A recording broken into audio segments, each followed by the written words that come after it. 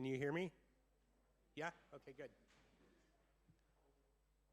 Should we go ahead and start, or did you want to say anything, or no? All right, great. Well, for those of you that don't know me, my name is Paul Grossfeld, and I just want to thank all the people that have made this conference so amazing over the years. My first conference was the first conference of this group back in 1998, and I've been to almost every one except 1 year for Thanksgiving. I didn't come because of the American holiday.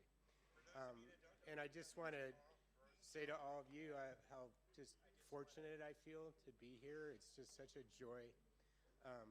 So in this talk, I'm just going to share with you sort of my personal experiences with Jacobsen syndrome. Forgive me, I'm still a bit jet lagged, so if I say something stupid, raise your hand. Actually, if you have anything at any time you want to ask or add, please do raise your hand and feel free. Okay? All right, so does this come out, or am I stuck here with it? There, okay, now I can pretend to be a rock star. All right, so moving forward here. Yep, so I don't have a child with Jacobsen syndrome. So one might ask, how did I get involved? And from my background as a pediatric cardiologist, besides seeing patients in the clinical setting, I've always had an interest in doing research to understand how these heart defects occur. And in particular, there's one that I've been most interested in called hypoplastic left heart syndrome. And that is, to this day, one of the most severe congenital heart defects. And it's actually the most common cause of death in all babies born with any heart defect. And it's one of the most common causes of death in babies, maybe the most common cause of death in babies with Jacobsen syndrome too. And my hope was, like any disease, if we can understand the mechanisms underlying the disease, we can treat it better. And maybe someday develop some ways to prevent. So, like I said, I'm going to give you a little bit of history, but also share with you my very personal experiences. And let me apologize, I probably will overlook saying some things that are very important, so accept my apologies. For those of you that have not seen this, this was Dr. Jacobsen's first paper published in 1973. And this was the first patient that she had described back in 1973. And I believe this gentleman, I think, is still doing well. I haven't heard recently. This picture is from many years ago, but he's now must be close to 70 years old, living in a group home. Okay, so when I was in my first month of cardiology training in San Diego, that's when I came across my first patient with Jacobsen syndrome. And he had exactly the kind of heart defect that I talked to you before about, hypoplastic left heart. And in his hospital chart, which was all paper back then, there was actually a copy of Dr. Jacobsen's paper describing his syndrome. And that was immediately very interesting to me for my research, because it suggested, here is my heart defect that I'm most interested in due to a specific cause, genetic cause.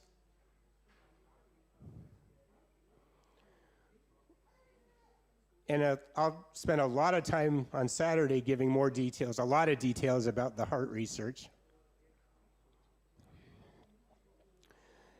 But one thing that over this next few years became apparent is that Jacobsen syndrome has maybe the highest frequency of hypoplastic left heart syndrome of any known genetic disorder.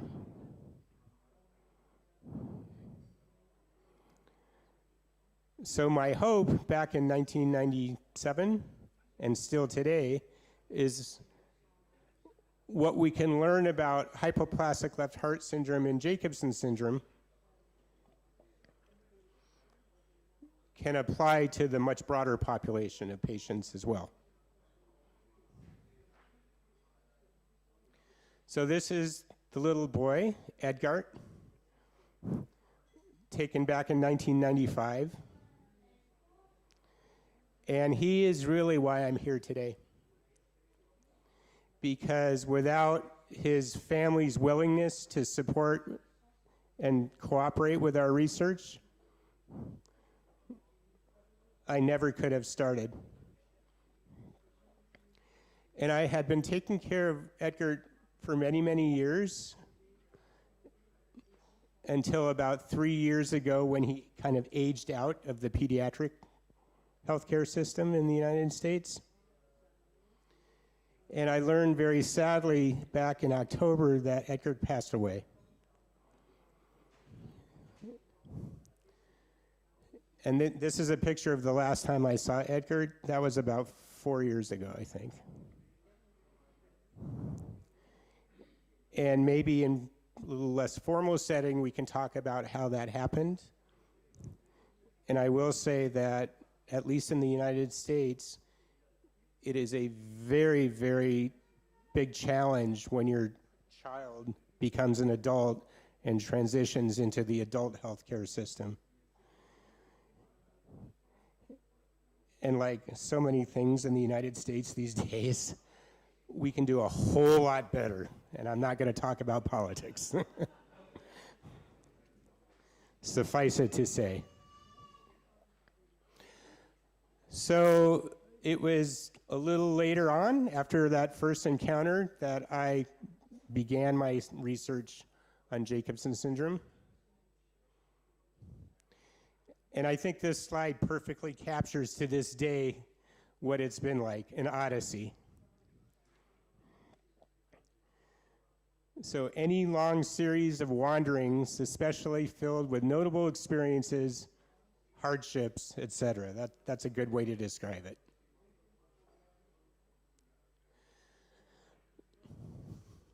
So when you work with families, there are a lot of challenges. It's a little different than if you just work with mice, right?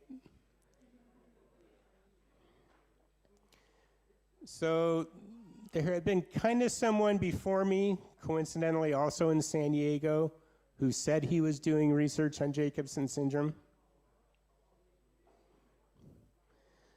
But as we say in the United States, he was just a lot of hot air. And sadly, because of that, but understandably, there was a lot of mistrust by the families back then of people like myself doing research. So maybe even to this day, I have to make sure that I earn the trust of all of you and all the families that I've worked with over the years. So I think, like Gisa said, I attended starting the first conference back in the spring of 1998 in Holland. And I'm going to guess some of you may recognize this lady, Annette. I won't try to pronounce her last name. I see. Can you pronounce it for me, please? Yeah. Perfect. And it also gave me the chance to meet some of the first families from your group, from the European group. And in that same trip coming back, I made a stop in Virginia to meet the first American group president, Melanie Johnson. So both groups actually formed within about a year of each other, coincidentally. So what became apparent to me when I was meeting families is they had a lot of concerns, not just about the heart. And so I kind of had to accept that I would try to help them, even though this was not my area of expertise. So it did kind of take me out of my comfort zone. But I think you'll see we've come a long ways. So the spring of 1998, I spent 3 months in London with this researcher, Dr. Chris Jones, that maybe some of the older families remember. Chris was the only PhD researcher that I knew of that was studying Jacobsen syndrome as a scientist. And he was very interested in learning how or what causes the deletion. So I spent 3 months in his lab in London, 7 days a week, learning some of the human genetics approaches that I could hopefully take back to start doing work on in the United States. And Chris is an amazingly talented scientist. And sadly, because of lack of funding, he turned to developing a beer.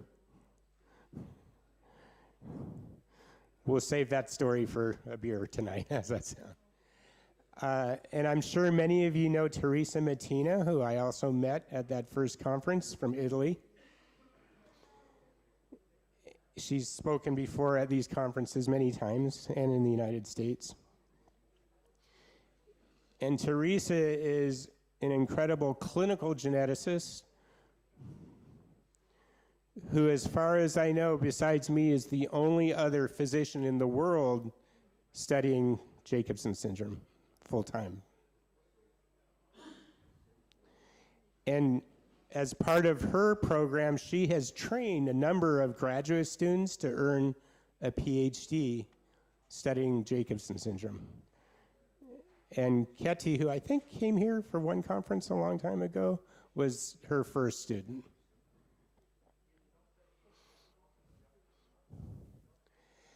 And how many of you have heard the term Paris trousseau?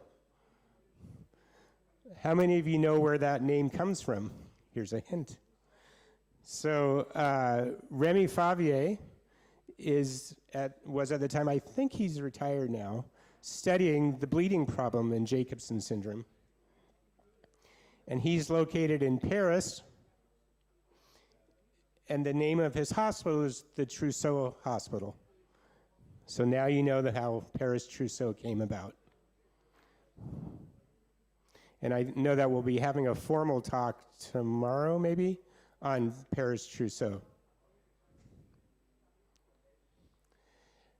And one of the other challenges, which in some ways is more than the heart issues, are the cognitive and behavioral problems. And I was able many years ago to connect with two PhD psychologists in San Diego. And over a period of several conferences in San Diego, they did assessments to learn more.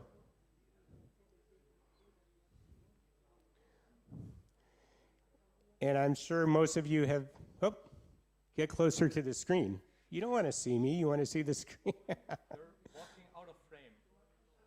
Oh, okay. All right, it's just easier for me to read my own thing. That's okay. So this is Ken Paris and Virgil Dahm.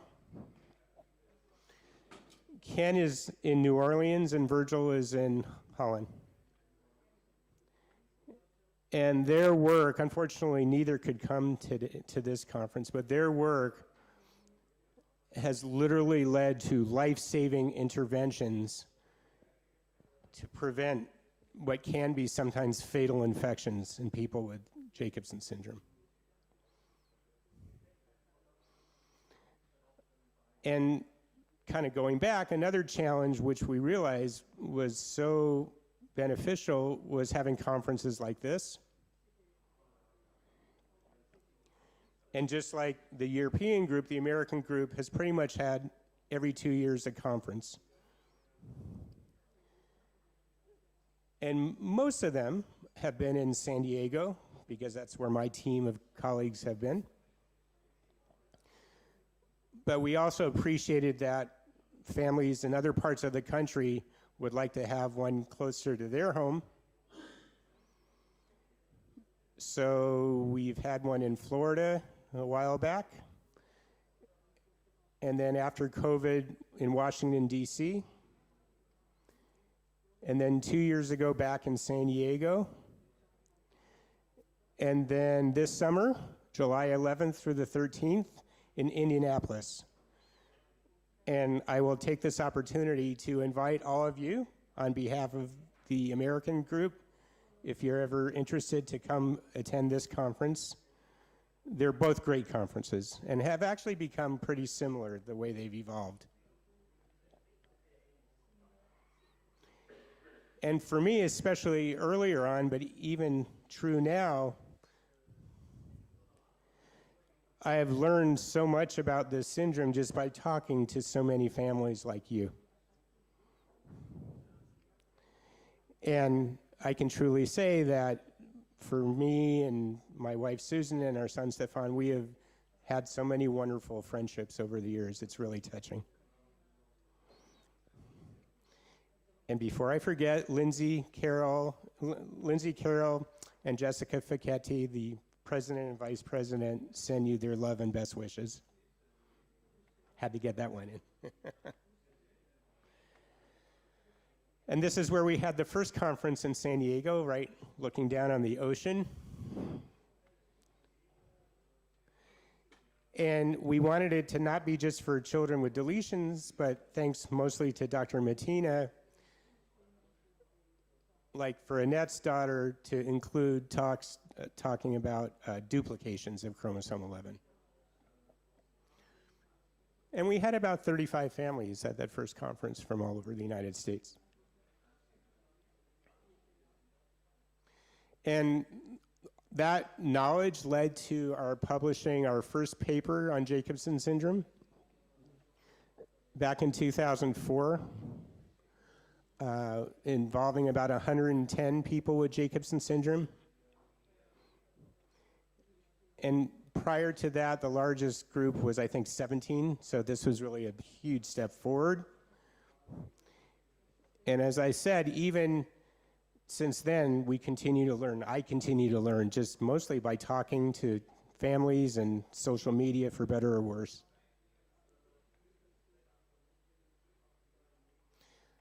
So before I continue, does anybody have any questions, comments, anything anybody want to add? All right. And I can't believe it's been 10 years since you've come on. Suffice it to say that wonderful people like Gisa and Lindsay are why these groups and these conferences are so successful. They are just amazing people. Thank you. How about a hand?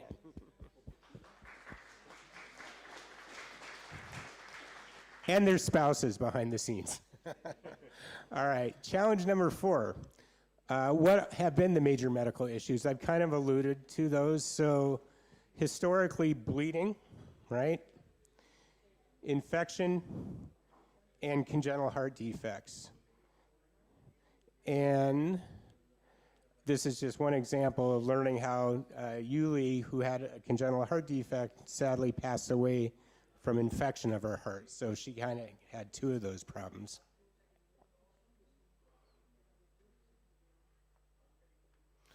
And it was actually at a conference back in 2012 when we were just sort of doing an informal survey to the group, like you,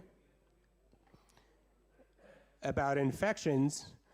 And what was amazing is that almost every family described multiple infections occurring in their child, which was really very suggestive that there was more to it than just an occasional cold. And it turned out that we think now most children with Jacobsen syndrome have varying forms or degrees of severity of immunodeficiency, and that's really, really important to know.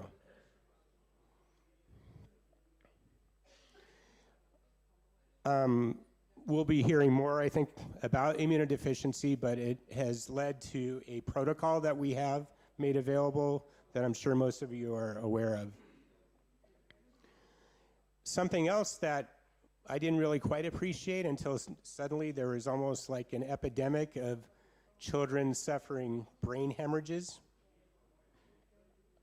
And this is really thanks to Nigel Barrett, who had worked with this group, the European group, who told me about what ended up being about 6 cases of brain hemorrhages, catastrophic brain hemorrhages.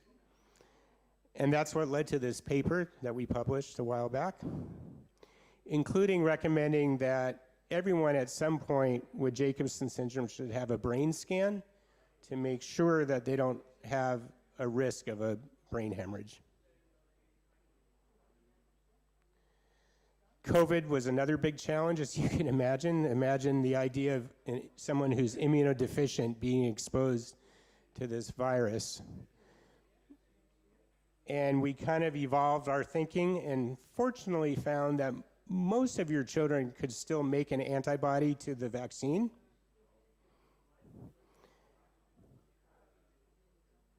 And once we knew that, that was huge, because then that meant their children could go back to school with the rest of the children once there was clearance.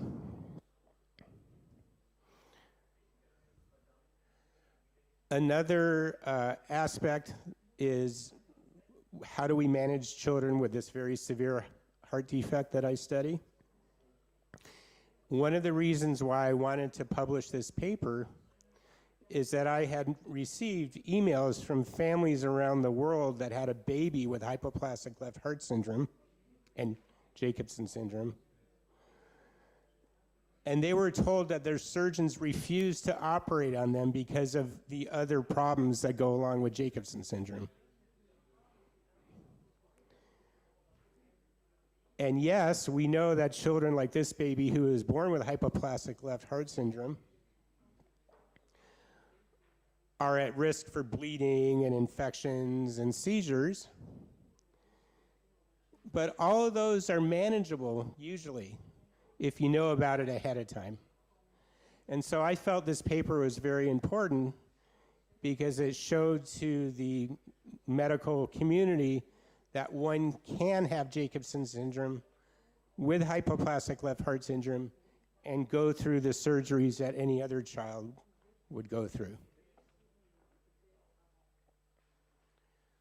Okay, we formally created what we call these medical protocols, thanks to an attorney friend of mine, Chuck Haymeyer. And basically, a medical protocol is a written document that states the medical problem and the treatments. In this case, bleeding and immunodeficiency. And if you hand that to your child's treating doctor, in the United States at least, they are medically obligated to follow that protocol. And most doctors actually appreciate that, because most doctors don't know about Jacobsen syndrome, and this actually makes their job easier. And these protocols are available on at least the US 11Q website. Is it on? Yeah. In multiple languages, correct? Great. So nowadays that we have a much better handle on preventing bleeding complications and preventing life-threatening infections, the most common cause of death, we think, is now mostly from cardiac, and specifically hypoplastic left heart. Okay, so my approach has been the genetics part of it, to find the gene or genes, and I'll talk a lot more about that on Saturday. But there have been some really important milestones along the way, because when I first started in 1998 or 97, we didn't have these technologies.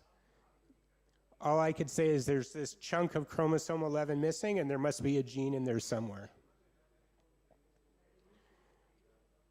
But it was thanks to technologies like this that you're probably familiar with, especially those with younger children, called microarray. We could pinpoint the deletion breakpoint down to individual genes. The other thing that I should have made a slide for is about the same time, the first version of the human genome sequence was published. And that combination allowed me to know for any of your children, I can give you a readout of exactly which genes are affected.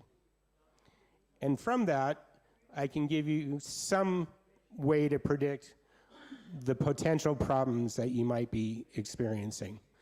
And at least in that way, you can get early intervention and be best prepared. Just to give you a little history, this is a little girl who is from Colorado, my home state, who was born with hypoplastic left heart syndrome and Jacobsen syndrome. And this really advanced our research because we always thought, based on small numbers, that we only see hypoplastic left heart syndrome in the children with the big deletion, but her deletion was about half that size, and she still had hypoplastic left heart. So that narrowed the region maybe from about 150 genes to maybe about 75 genes. So that was a huge step forward. She ended up getting a heart transplant as an option and did very well until, sadly, she died at about age 10 from complications from the transplant. These are two siblings from the UK with Jacobsen syndrome. You can kind of tell that the little girl has that kind of blue, dusky appearance. The boy is pretty normal color. So two very different heart defects, it turns out, these children have from the same exact deletion. And we had no idea why, but we found that very interesting, and our most recent research, I think, helps us to explain that. And this is a little baby from New York with kind of a version of Jacobsen syndrome and hypoplastic left heart syndrome. And she had a very unusual type of chromosome arrangement on 11. And I think maybe you'll see this. Let's see here.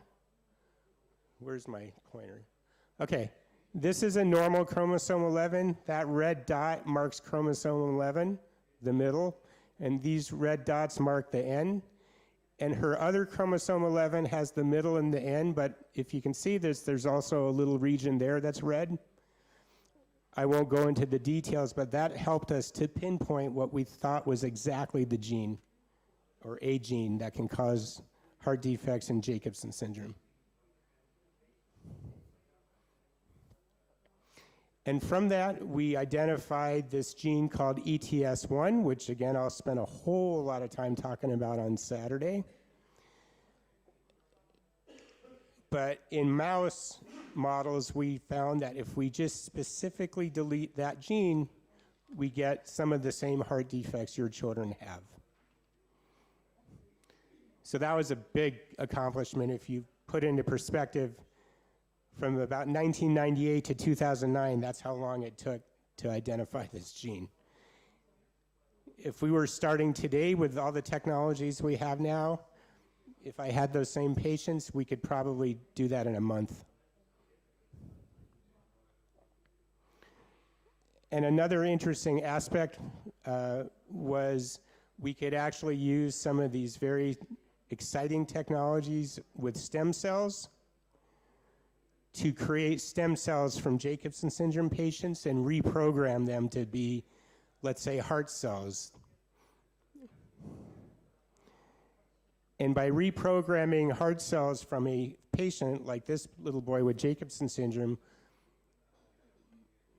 in the test tube, we could do experiments to understand what the mechanism was of the heart defect. And again, you'll hear more about that on Saturday. And that led us to publishing a more recent paper in 2022 that talks about one population of cells in the developing heart that are affected in Jacobsen syndrome due to the loss of ETS1.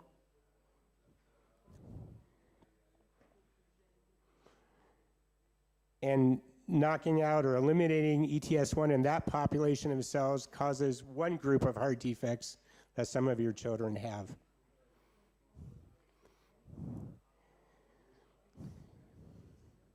Including what some people will refer to as a hole in the heart. And then back in 2022, we also published another paper showing how if we eliminate that same gene in a different population of cells, we get a different type of heart defect. And this population of cells is called the endothelial cells, which are cells that are part of blood vessels and part of the inner lining of the heart. And it turns out these cells have some very, very important functions that we've discovered for allowing a heart to develop normally. And this is our most recent paper, which actually just came out in February, 2 months ago,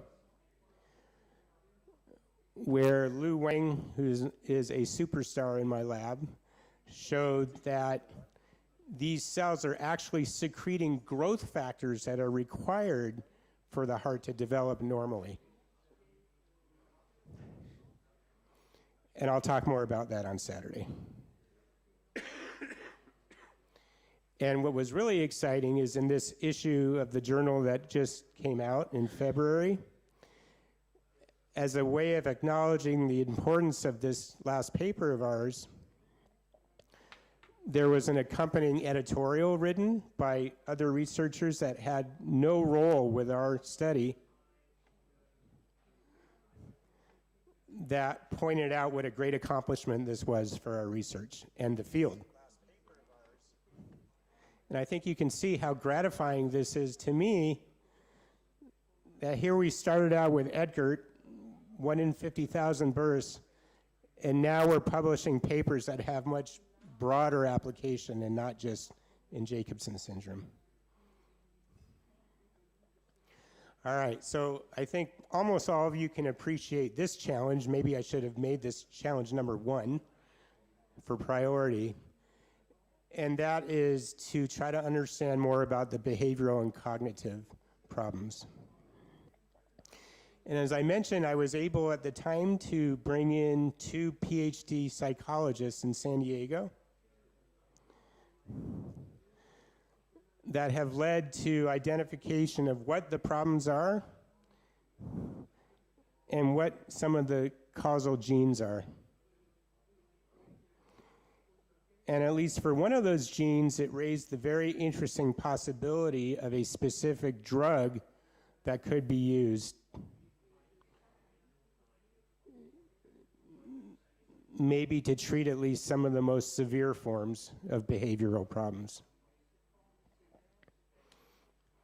And this is the Olney family. I don't know if any of you have met or remember the Olneys. They've kind of gone back and forth. They were in Europe, but I think they're back in Canada now. So Robin was at one of these conferences, I guess in 2004. And until then, I always felt like children with Jacobsen syndrome are very, very social, in your face, don't respect boundaries, which is true to some extent. But what Robin was found is actually to have part of many of the features that are classic for autism. And that really came as almost a shock to me, because I think of autism as exactly the opposite of being very socially interactive, but that was probably my ignorance. So these are some of the papers that we've published since then. This was our first paper showing that we could find genes that correlate with specific cognitive or behavioral problems.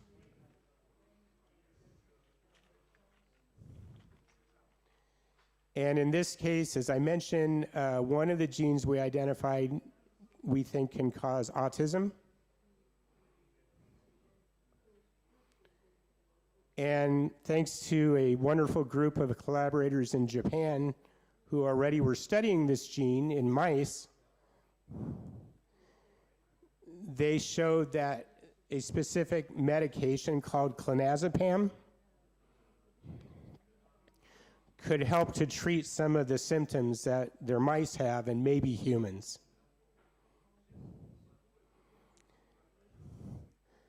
But clonazepam has its own problems as a type of drug in the family called benzodiazepines. Don't worry about pronouncing that. But we think there may be a role for clonazepam, at least in some severe episodes of behavior problems. Well, unfortunately, Sarah and Natasha have both kind of gone by the wayside and retired. And so they have never published some of their most recent data. But very recently, a group from Spain published some very similar findings, which were very, very consistent with what Sarah and Natasha have identified. Pardon me? Oh, that's awesome. Oh, that's great. So they'll be here Sunday. That's awesome. We've tried clonazepam in a few patients with sort of mixed results.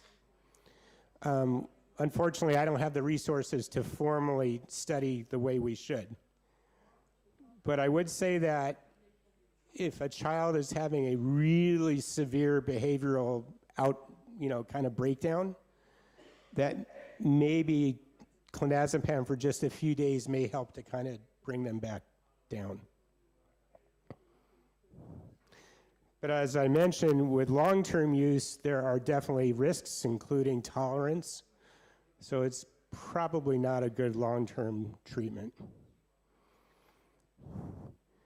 Now, interestingly, another drug has come along by accident that may help with other aspects of cognitive function, what we call daily living skills, and maybe even help with some problems with sleep.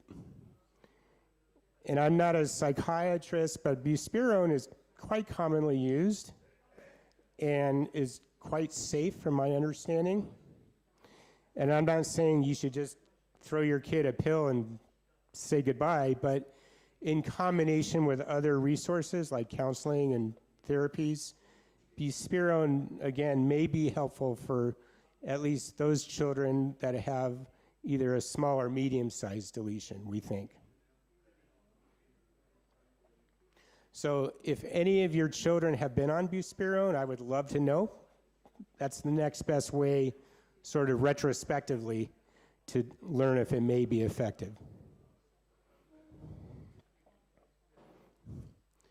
So all this research doesn't happen for nothing. The other huge challenge that I'm constantly facing is getting the funding to keep this going, including my lab, and that means paying the salary of what were 2 and now just 1 PhD researcher in my lab. And of course, all of the other reagents and housing for mice, that kind of thing. So that comes out to about $350,000 a year. And it's not easy, and it's only going to get worse with the current political situation. But having said that, I've been very, very fortunate to have a number of families, like from this group and others, step up to do fundraising events like this one. How many of you know the TV series that was on a long time ago, How I Met Your Mother? Yeah, there are a few. Anyway, Craig Thomas was the co-creator of that television show, and he and his wife, Rebecca, have a son with Jacobsen syndrome. He's about 19. In fact, he's turning 19 this month. And this is from one of the 2 fundraisers they held on the set of How I Met Your Mother with the actors. They had 2 of those when the show was running. the show has been off the air now after a 9-year run, I think for about 10 years. But still, Craig and Rebecca every year have a fundraising campaign with all their How I Met Your Mother team members. And over about the last 15 years, Craig and Rebecca single-handedly have raised for my lab close to $2 million. $2 million, which comes out to about half of that $350,000 that I was telling you about. So where does the rest of that funding come from? Well, I haven't had to rob a bank yet, but I've been close. So besides Craig and Rebecca, your group has been incredibly supportive, the American group, the 11Q Spain group at one point. And these on the bottom are just in the last year or two that I have been very blessed to receive some pretty substantial funding to make up that difference, to bring it up to about $350,000 a year. And to put this in perspective, literally about a year ago, I only had about 6 months of funding before I was told I was going to have to shut my lab down. And it's just been in this last year that these 4 groups below have literally saved my lab, in addition to what Craig and Rebecca have done. So one of the challenges that we still face is distributing all this amazing amount of information, right? So it still amazes me when I look on the Facebook chat that a family will write in and say something like, my child has a lot of bruising, easy bruising and bleeding. Has anyone else had that problem? Yes. So a couple years ago, we, on the American website, which obviously you can use any way you wish for the European group, created a frequently asked questions, primarily for new families to begin to get informed. We also have a listing of basically all of the publications dating back to 1973. And that's thanks to this young lady who I think is now a medical student, Elena, who volunteered her time to create that amazing database. There are, I think, over now 150 papers that she has put onto the website that are in English, but you can download right from the website. And this is just to give you a little bit of an idea of how many papers have been published in the last 40 or 50 years just on Jacobsen syndrome. And you can appreciate how it's really kind of grown exponentially as more awareness has been raised. And I'm happy to say that we have published from my lab about 25 papers. Number 26 is about to be submitted.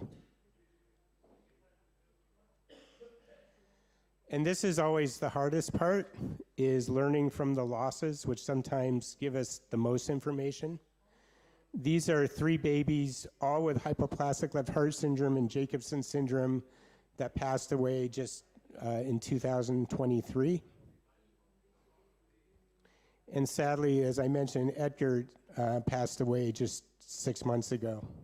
And again, I wouldn't be here today without Edgar. So I've been in touch with their family, and one of the things that we're hoping to do after we overcome some legal obstacles is to create a scholarship fund for the high school in San Diego that Edgar went to.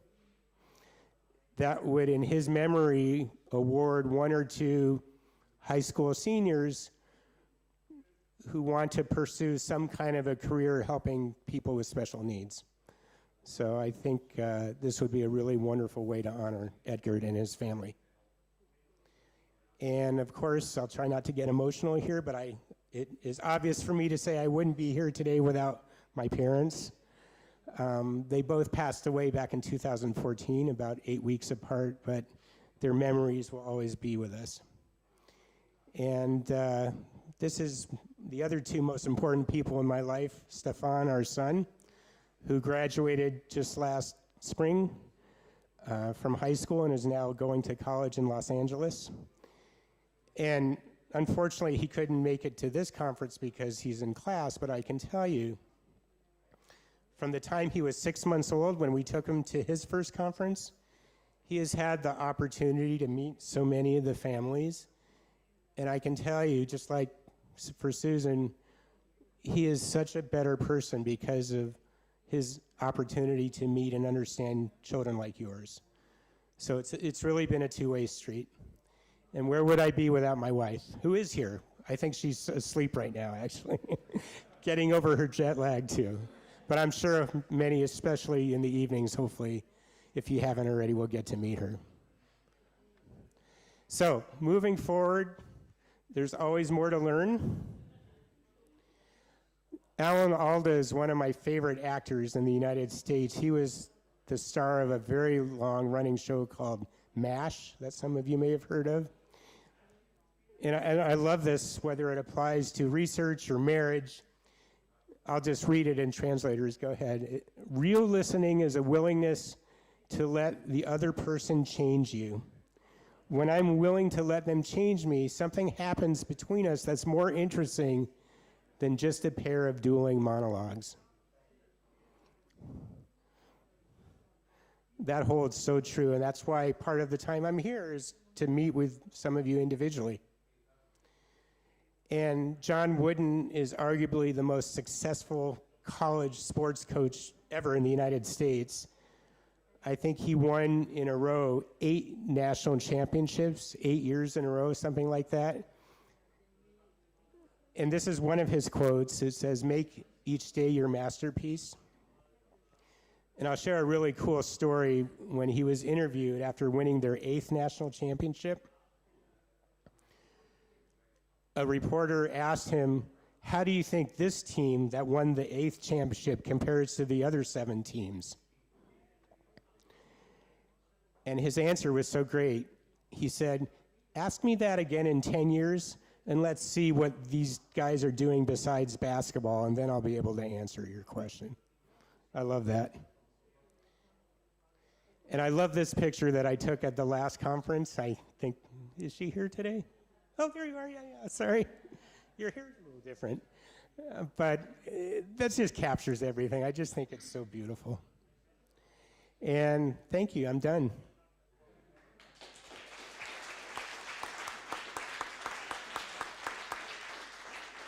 At least until Saturday. Anybody have any questions, comments?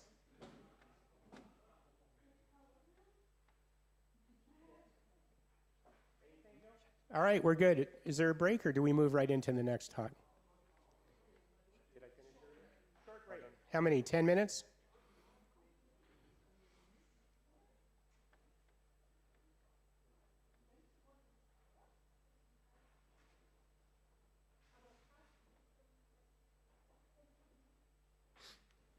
Okay, 10 minutes?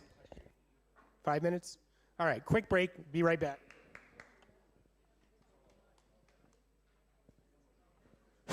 One second. We do have a question from the YouTube chat. Oh, okay. Can you elaborate more on how buspirone improved daily life tasks?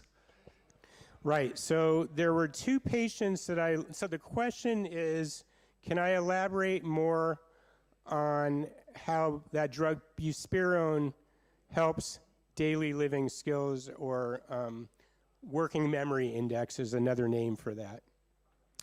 And the way I came about this, sort of by coincidence, was I learned about 2 children with Jacobsen syndrome that had been started on buspirone for other reasons, actually.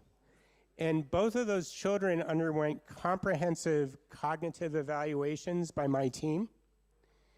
And while most of the cognitive functions were not really affected, each of those 2 patients did have a statistically significant improvement just in working memory index or daily living skills.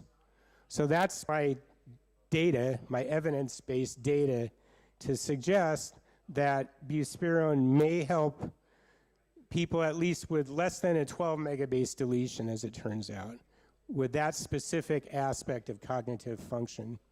And the mother of one of those patients swears that once being started on buspirone, her child has had much, much better sleeping habits. So I think buspirone, if you're looking for a drug to try, knowing what its limits are, but maybe of some benefit. I hope that answers the question. The ideal would be to do a big trial and, you know, with controls and all that, but we don't have enough patients and we don't have enough money. So any other questions from the YouTube? Nope. Okay.